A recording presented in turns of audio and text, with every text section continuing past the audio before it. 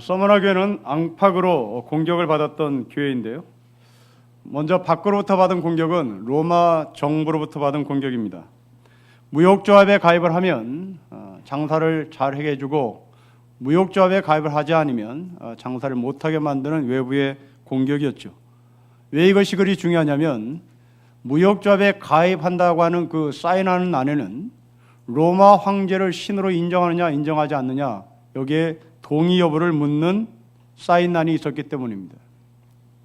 이런 외부의 공격에 서머나 교회 교인들은 끝까지 저항을 하고 로마 황제가 신이라고 하는 것을 거부를 했습니다. 이제 그런 외부의 공격으로 끝나는 것이 아니라 실제적으로 이 서머나 교회는 내부의 공격으로도 시달렸습니다. 9절이 그 내부의 공격의 모습입니다. 우리 9절을 같이 한번 읽어볼까요? 시작. 내가 너의 환난과 궁핍을 알거니와 실상은 너가 부유한 자니라. 자칭 유대인이라 하는 자들의 비방도 알거니와 실상은 유대인이 아니요 사단의 회당입니다. 자칭 유대인이라고 하는 사람들, 이들이 서머나 교회에 들어왔고 이들이 이간질을 했고 이들이 뒤에서 손가락질했습니다. 알고 봤더니 이들은 유대인이 아니라 자칭 유대인이었고 또 알고 봤더니 이들은 사단의 무리들이었습니다. 이제 여기서 우리는 이 자칭 유대인, 사단의 회당이라고 불리운 이 사람들이 누구인가를 규명하고 드러내야 오늘 본문이 해결이 될 것 같습니다. 여러분, 유대인은 누구의 후손입니까? 유대인은 아브라함의 후손입니다. 유대인은 이스라엘 백성을 말합니다. 이스라엘 백성의 조상은 아브라함입니다. 그런데 성경은 이 아브라함을 이스라엘 민족의 조상이라고 말하지 않고 믿음의 조상이라고 말합니다. 믿음의 조상이 아브라함. 그래서 우리는 그 믿음의 조상이라는 단어를 그냥 쉽게 씁니다. 그런데 우리는 여기에서 이 조상이라는 단어를 정확하게 규명하지 않으면 자칫 우리는 유대인의 회당, 자칭 유대인의 회당, 그리고 사단의 회당으로 넘어갈 염려가 있습니다. 우리는 조상거리면 대단히 떠받드는 입장에 서 있는 민족입니다. 우리의 조상은 누구야? 그러면 굉장히 위대한 사람입니다. 우리의 시각에서 보면 유대인의 조상 아브라함, 그리고 믿음의 조상 아브라함은 대단히 위대한 사람으로 해석을 합니다. 그러나 성경은 실상 이 믿음의 조상 아브라함이 그렇게 위대한 사람이 아닌 것을 증명합니다. 아브라함은 하나님의 말씀을 끝까지 거부했던 사람입니다. 아브라함은 거짓말도 서슴지 않았던 사람입니다. 그런 사람을 하나님께서 믿음으셨습니다. 그리고 그 사람을 믿음의 조상이라고 명했습니다. 다시 말하면 아브라함은 위대한 사람이 아니라 쪼다 중에 쪼다고 별 볼 일 없는 중에 별 볼 일 없는 인간이고 이 세상의 막장까지 간 인간을 하나님께서 사람으로 부르시고 더 나아가서 하나님의 백성으로 만드시고 더 나아가서 하나님께서 이 사람을 믿음의 조상이라고 명했다는 측면에서의 믿음의 조상입니다. 그래서 우리는 그 아브라함을 믿음의 조상이라고 고백한다는 것은 나 같은 사람도 이 말입니다. 만일 우리가 믿음의 조상을 아브라함을 믿음의 조상이라고 고백하고 이 조상이라는 것을 위대함으로 처리해버리면 우리는 여기서 예수를 믿을 사람이 아무도 없습니다. 우리는 아브라함보다 위대하지 않기 때문에 스스로 고백하기 때문에 그렇습니다. 그러나 여러분들은 아브라함보다 훨씬 나은 사람입니다. 여러분들은 아내를 팔아본 적이 없습니다. 여러분들은 거짓말을 한 적이 없습니다. 여러분도 하나님의 말씀에 반응을 하려고 노력했지 하나님의 말씀을 정면으로 거부한 적이 없습니다. 모두가 다 우리 하나님의 말씀을 따라갈 준비가 되어 있는 사람입니다. 그렇다면 우리는 아브라함보다 나은 사람입니다. 곧 아브라함도 하나님을 믿게 됐다면 나 같은 사람은 당연히 하나님을 믿게 된다는 의미에서의 바로 믿음의 조상입니다. 이것이 곧 사랑의 하나님입니다. 여러분, 우리가 초등학교 다닐 때 학교 선생님을 기억해 봅니다. 수업을 마칠 때마다 선생님은 어느 학생을 딱 꼬집고 여기 교실에 남아 있어라 라고 명령합니다. 그렇게 선생님으로부터 이름을 부름받은 아이, 그 아이는 공부를 잘하는 아이가 아닙니다. 그 아이는 늘 말썽 피는 아이였고 문제아이였고 힘든 아이였습니다. 선생님은 그 아이를 부릅니다. 그리고 다 친구들이 집으로 돌아온 사이에 선생님은 그 아이를 1대1로 마크하면서 이것도 시키고 저것도 시키고 심부름도 시키고 숙제도 같이 하며 이 아이를 사람을 만듭니다.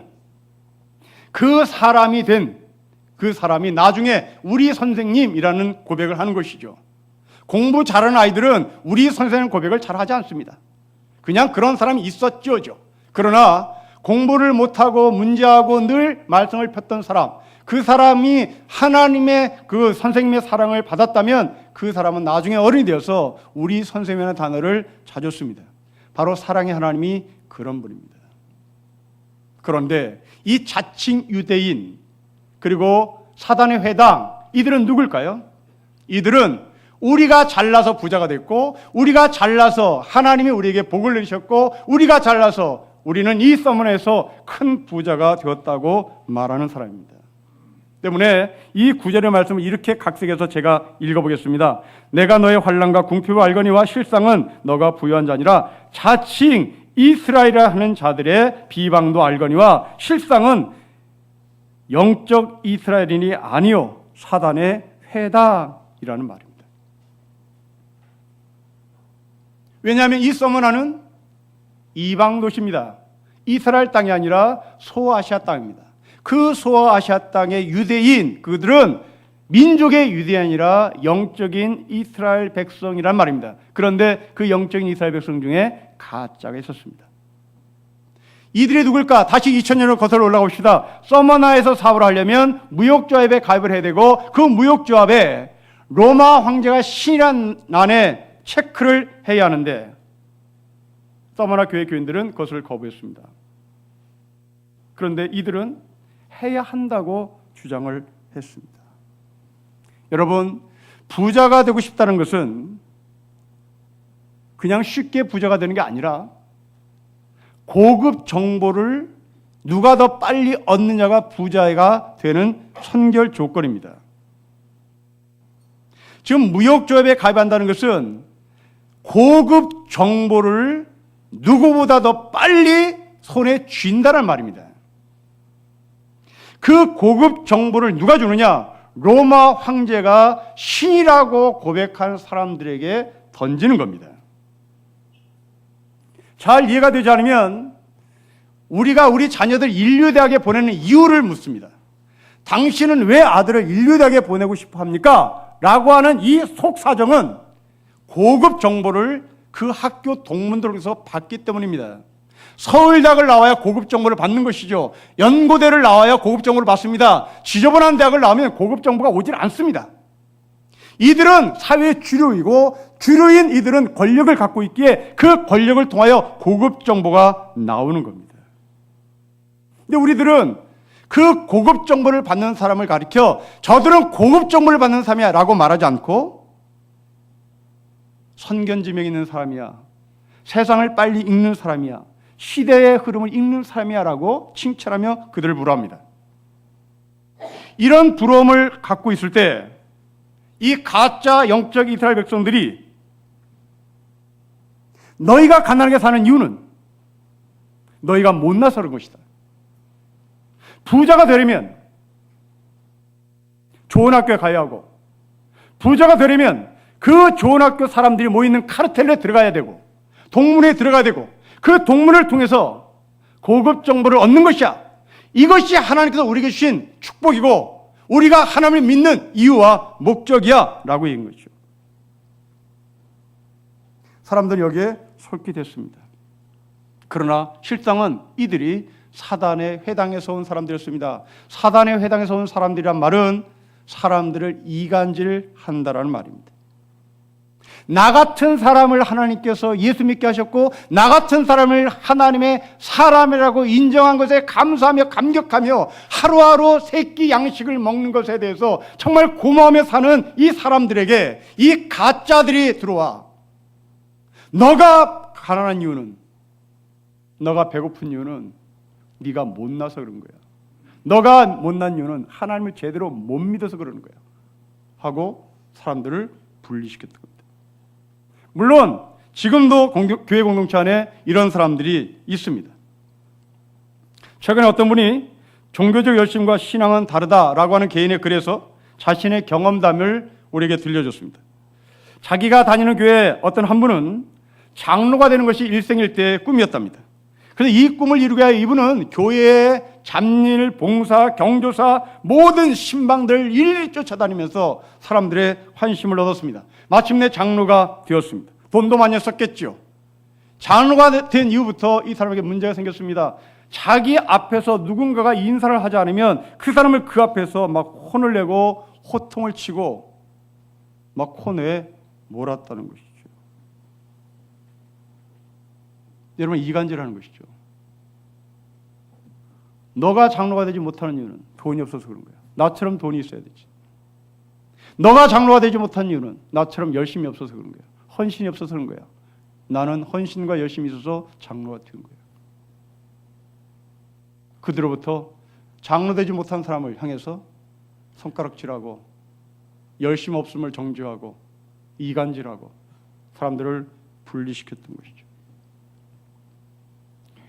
또한 그 교회에 여자 전사 한 분이 계셨는데 결혼도 하지 않고 열심히 사역하는 미혼 여자 전도사였답니다.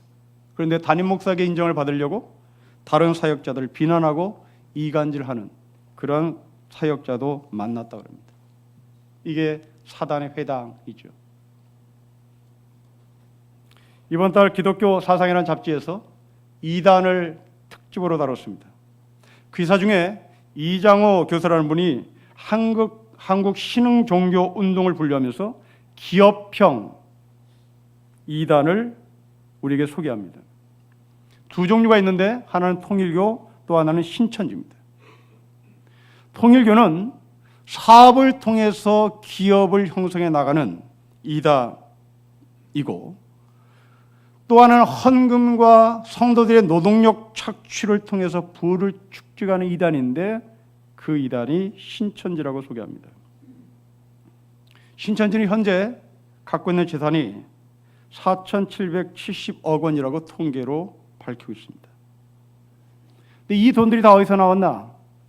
성도들의 헌금, 노동력 착취. 여러분들이 길 가다 만나겠지만 신천지를 포기하기 위해서 젊은 청년들이 밤낮 뛰어다닙니다. 그런데 이들이 한 달 받는 수고비가 수십만 원에 불과하다고 합니다. 나머지는 착취하는 것이죠. 자, 우리는 이 돈으로 이들이 무엇을 할 것인가를 자연스럽게 질문할 수밖에 없습니다. 그 논문에서는 모든 이단들은 한결같이 성지를 만들려고 한다. 이걸 짚습니다. 성지가 뭐냐? 성지라는 단어를 해주고 들어가 보면 부동산 투기입니다. 땅을 확보하는 것이죠. 모든 이단은 성지를 갖고 있습니다. 그것은 곧 부를 축적하는, 거룩이라는 이름을 통하여 부를 축적하는 가짜들이죠. 통일교는 돈만이 아니라 또 더 무서운 것을 밝힙니다. 최근 기독교 뉴스에서 통일교가 새로운 친일파가 아닐까라는 함정 의심으로 접근합니다. 새로운 친일파 통일교. 그 방송에 가면 일본의 총리 지금 아베, 그 아베 할아버지이자 자민당 내 극우파였던 기시노부스케를 알 겁니다. 이 기시노부스케가 1970년 4월 달에 통일교회를 방문합니다.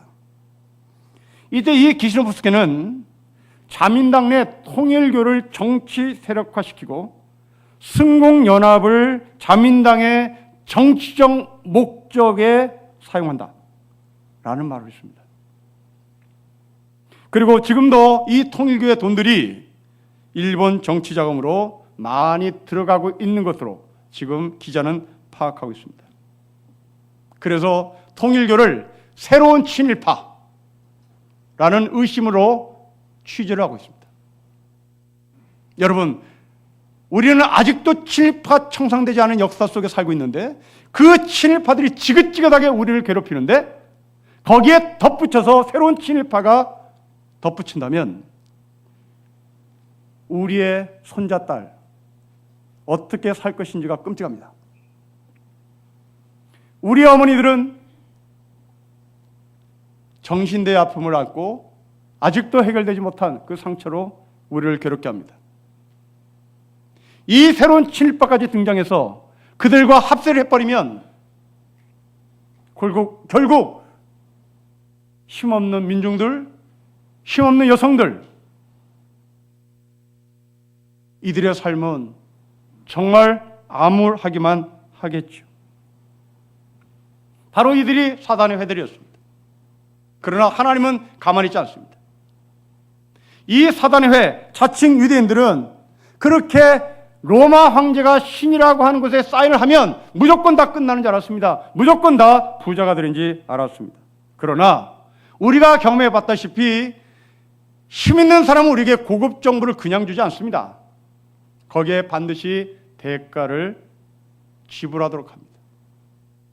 여러분들이 인류대학에 졸업을 한 것을 자랑하는 이유가 뭡니까? 고급 정보를 받죠. 그 고급 정보를 받는 대신 여러분들은 동문회비를 내야 되는 겁니다. 그리고 그들이 모여있는 카르텔 속에 들어가기 위해서는 더 많은 입회비를 내야 합니다. 이것이 로마 황제가 당시 사람들에게 요구했던 것이죠. 로마가 전쟁을 할 때가 되면 그들에게 전쟁터에 나오라고 징집명령도 내립니다. 여론이 나쁠 때는 이런 사람들을 전면에 내세워서 여론 조성을 할 수도 있었겠죠. 로마 황제를 비판할 때 이것을 막기 위하여 관제 데모를 하는 곳에 이 가짜 자칭 유대인들, 소위 겉으로 볼 때는 서머나 교회 교인들, 이 서머나 교회 교인들이 관제 데모로 불려간 적도 있을 겁니다. 우리나라에서 흔히 보는 일들입니다. 시청 앞에 교인들이 관제 데모를 하기 위하여 누군가가 뒤에서 조종하는 데모를 앞장서기 위하여 불려나가는 경우입니다. 당시 국정원 같은 곳에서 일하는 사람들은 본연의 임무만 하는 것이 아니라 민간에 대해 겁을 주는 댓글 공작에 이 사람들 가운데 동원됐을지도 모릅니다. 여러분, 이것이 사단의 회, 가짜 영적인 이스라엘 백성들입니다.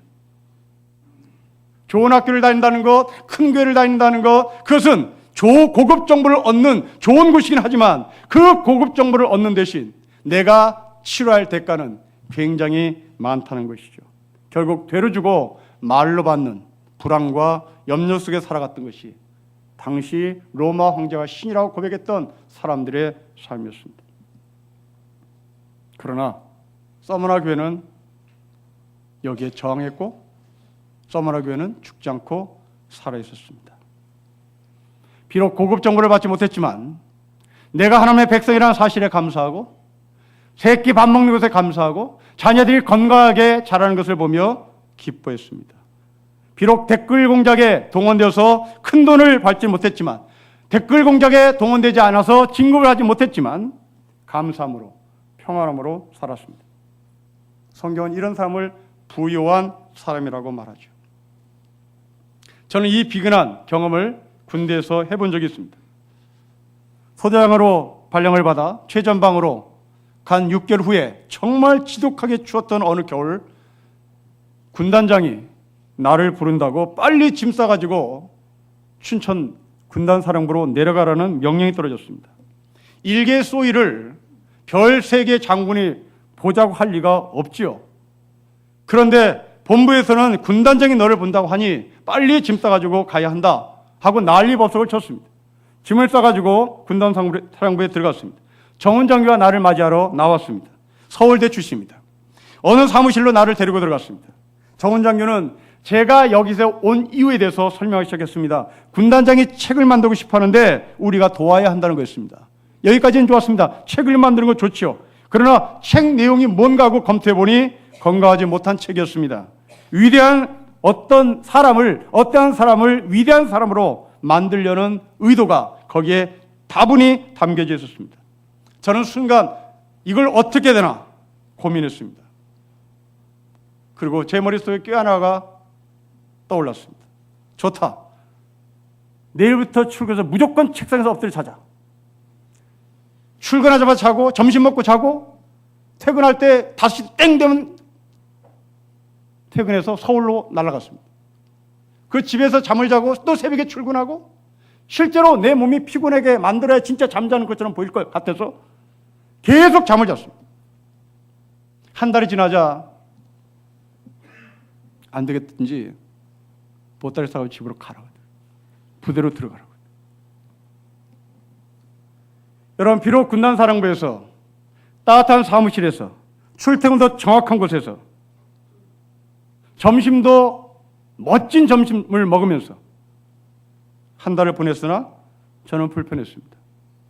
대신 최전방, 추운 곳, 그곳이 저는 편했습니다. 왜냐하면 마음에도 없는, 아니 지긋지긋하게 미워하는 바로 그 한 사람을 거짓말로 찬양하는 것을 글로 남기는 것보다 병사들하고 걷고 뛰고 하는 게 훨씬 편했기 때문입니다. 물론 그때 거기서 그들의 입맛에 맞게 책을 썼다면 저는 제대하는 그날까지 신수 편하게 지냈겠지요.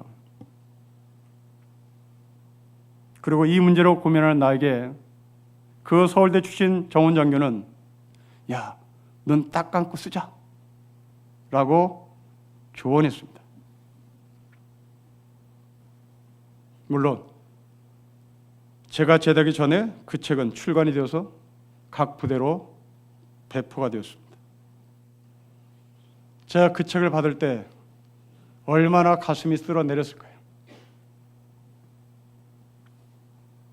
그리고 그 책이 지금 남아있다면 저는 얼마나 힘들까요? 감사하게도 그 책은 제가 제대한 후에 3년 후에 사라졌습니다. 서머나 교인들은 그렇게 저항했습니다. 여러분, 일개 소위가 군단장 앞에서 나 이거 못 써요 이렇게 저항할 수는 없죠. 죽이세요 이렇게 말할 용기도 없습니다. 제가 할 수 있는 최고의 저항은 그냥 엎어져 자는 거였습니다. 성도 여러분, 여러분의 삶 가운데 여러분의 위치에서 저항할 수 있는 것들은 참으로 많습니다. 로마 황제에게 저항할 수 있는 것, 그것은 몸에 불 살는 것으로 저항하는 게 아닙니다. 그것이 최고의 저항이라고 말할 수는 있겠으나 우리 각자의 저항은 각자의 방법이 있습니다. 저처럼 엎어져 자는 것도 저항의 방법입니다. 끊임없이 서류를 결제하지 않고 밀어내는 것도 저항의 방법일 수도 있습니다. 서머나 교인들은 그렇게 저항했습니다. 그러나 현실은 고통이었죠. 그 고통에 대해서 성경은 이렇게 증언합니다. 여러분 10절을 보십시오. 같이 읽겠습니다. 시작. 너는 장차 받을 고난을 두려워하지 말라. 볼지어다 마귀가 장차 너희 가운데서 몇 사람을 옥에 던져 시험을 받게 하리니 너희가 10일 동안 환난을 받으리라. 너가 죽도록 충성하라. 그리하면 내가 생명의 관을 너에게 주리라. 10일 동안 환난을 받을 것이다. 이 말씀 때문에 우리는 괴롭습니다. 정말 예수를 믿으면 왜 이렇게 환난이 있다고 하는 말인가? 우리는 이 10일의 환난을 어떻게 견뎌야 된다는 말인가? 이 10일의 환난을 견뎌야만이 내가 생명의 관을 얻을 수 있다는데 도대체 이 고난을 내가 어떻게 견딜 수 있단 말인가? 라고 하는 이 질문에 답을 얻지 못해 힘들어합니다.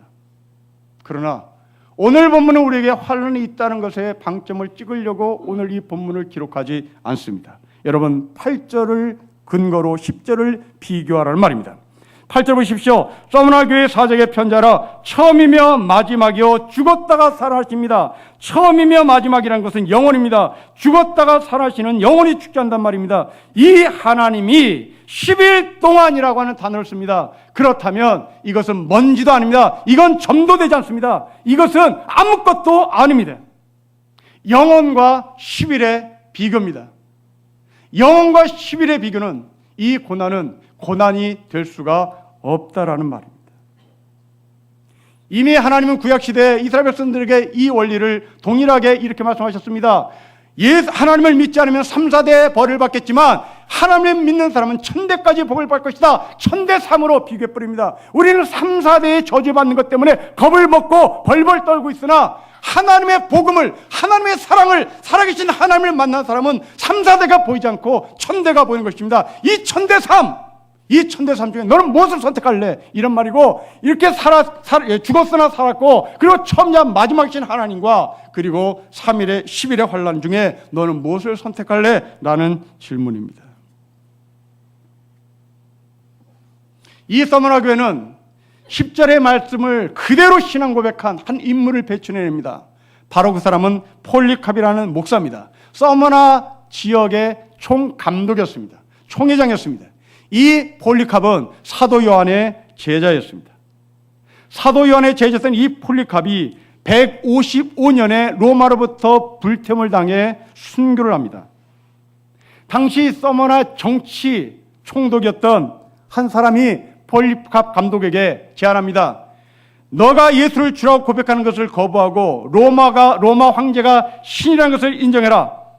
그러자 이 폴리캅은 부정합니다. 이때 폴리캅의 나이가 86세 노인이었습니다. 이 86세 노인 폴리캅이 총독의 면전에서 이 말을 듣고 한 말을 던집니다. 내가 지난 86년 동안 내가 믿는 예수님께서는 한 번도 나를 배반한 적이 없으신데 내가 어떻게 주님을 배반할 수 있겠는가? 라는 답을 합니다. 그러자 이 서머나 총독이 폴리캅 감독에게 목사에게 불과 짐승들을 풀어 고문을 하고 구타를 합니다. 그러자 폴리캅 감독이 죽으면서 이 10절의 말씀을 자기의 삶 속에 체화시키면서 이런 말을 합니다. 당신이 고작 1시간짜리 불로 나를 위협하지만 머지않아 당신은 악인을 위하여 준비한 영원한 불에 들어갈 텐데 그 뒷감당을 당신은 어떻게 하려고 그러는가? 너가 나를 죽이려고 장작더미를 준비한 것은 불과 1시간에 불과하다. 그러나 하나님은 너를 위하여 영원한 장작불을 준비했다. 이 뒷감당을 어떻게 하랴? 오늘 이 10일의 환난, 영원하신 하나님을 비교시키고 있습니다. 여러분, 엘리야를 보십시오. 로뎀나무 밑에 가서 누워서 죽기를 간구했던 못난 인간입니다. 하나님 앞에 사보타지했던 이 엘리야에게 하나님은 친히 찾아가셔서 먹을 것을 공급하십니다.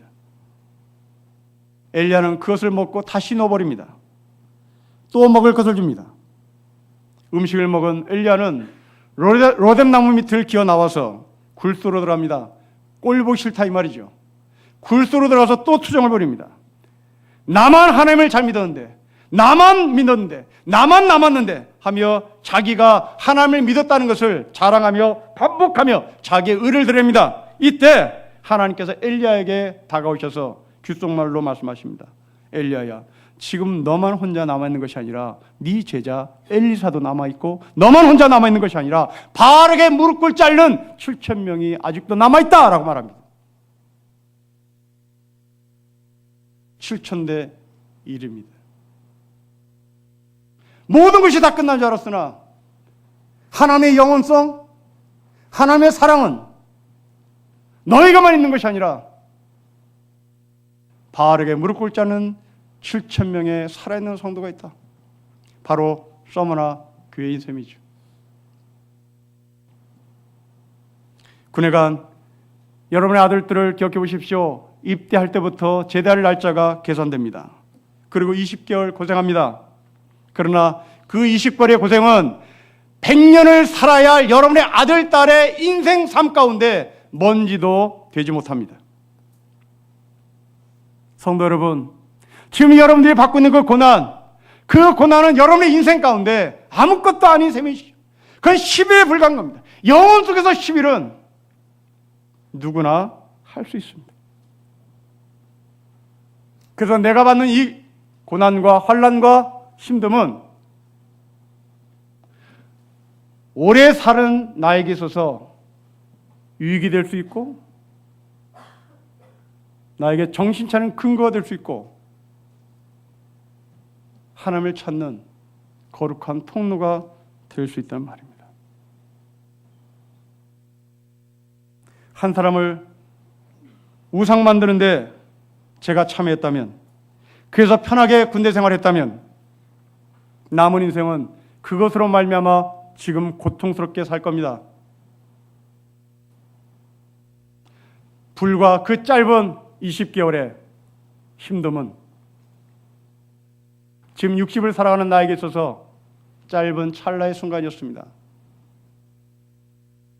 그때 그 자리를 벗어날 수 있도록 지혜를 주신 하나님 앞에 저는 감사하기에 목사로서 이 자리에 서는 것이죠.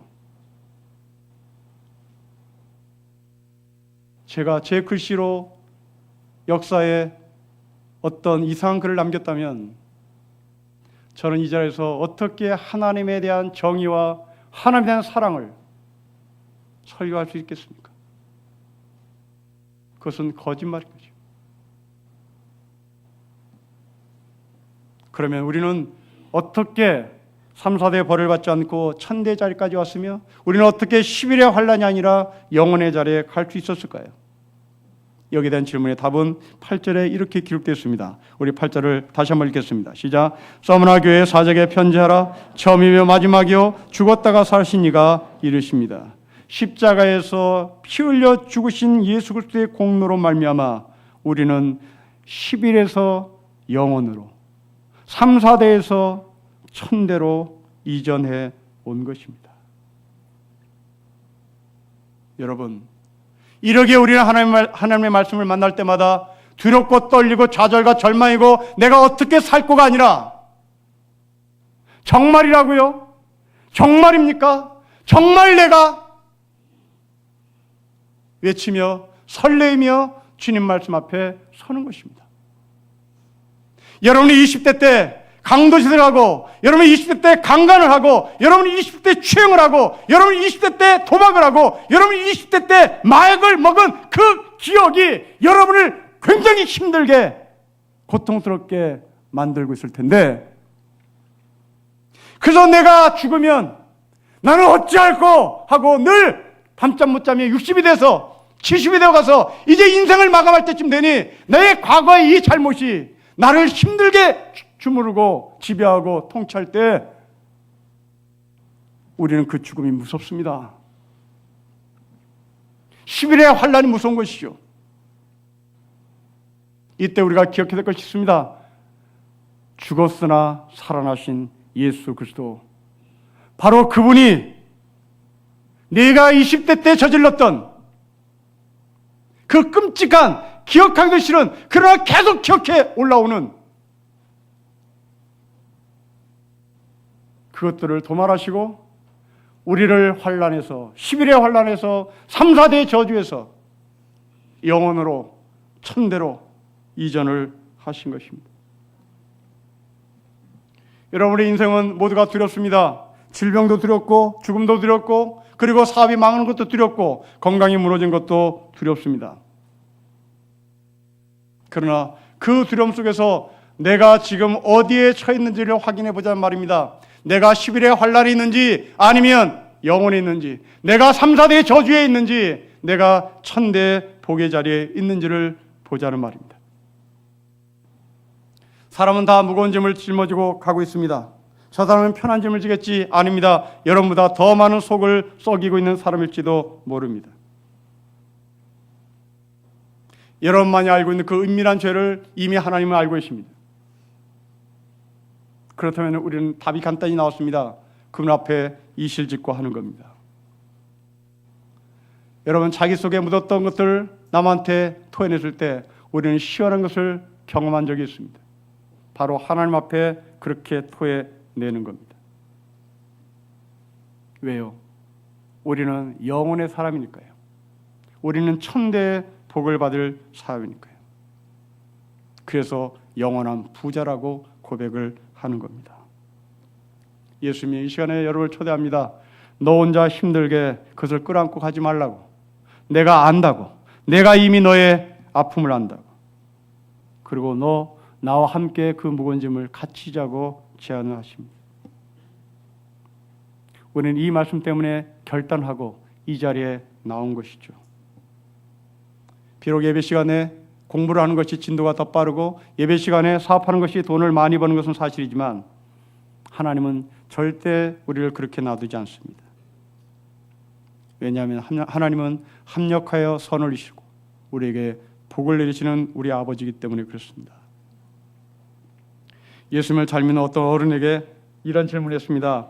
예수를 믿고 살면 귀찮지 않느냐고. 그러자 이분의 대답입니다. 내가 제대로 살지는 못했지만 성경대로 살기 위해서 애쓸 때 결과적으로 덕을 받습니다. 그러니 여러분들도 성경이 가르치는 대로 신실하게 살아주세요. 그 신실하게 산다는 게 뭘까요? 여러분 10절의 말씀에 죽도록 충성하란 말이 있습니다.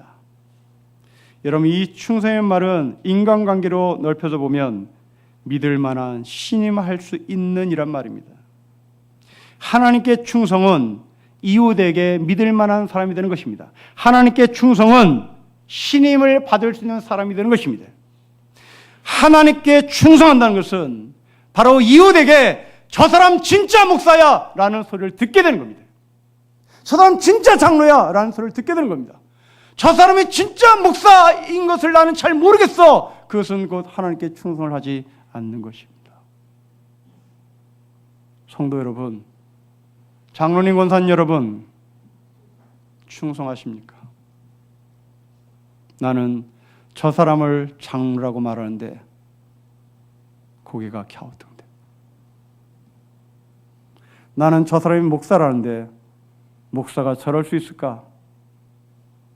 나는 인정할 수 없어. 그렇다면 그 사람은 죽도록 충성을 하지 못하는 사람입니다. 충성은 군대 용어 아닙니다. 충성은 이웃에게 신임을 받는 겁니다. 남편에게, 아내에게, 그리고 자식에게 아빠, 엄마임을 신뢰받는 것이 바로 하나님께 충성입니다. 비록 가난하지만 우리 아빠는 부자였어.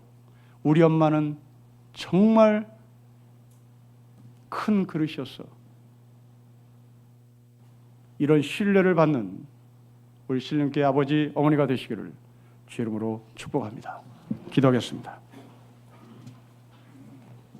하나님 아버지, 만몬 앞에 사인하라고, 자본 앞에 사인하라고 할 때마다 저희가 겁을 먹고 사인을 했고 또 때로는 저항했으나 돌아오는 것은 고통이었고 힘듦이었습니다. 아버지, 그럼에도 불구하고 우리가 저항하고 우리의 나름대로 불복종하는 이유는 진정한 부유가 무엇인지 알기 때문인 것을 고백합니다. 원하옵기는 돈 때문에 우리가 우리의 인격과 우리의 성품과 우리의 인성을 팔아버리는 어리석음을 범하지 않게 하시고 오직 아버지 하나님께 주신 하늘의 복이 나에게 진정한 부인 것을 고백하며 예수 그리스도의 옷자를 붙잡고 따르는 참된 성도의 삶을 살게 하여 주십시오. 주 예수 그리스도의 이름으로 기도합니다. 아멘.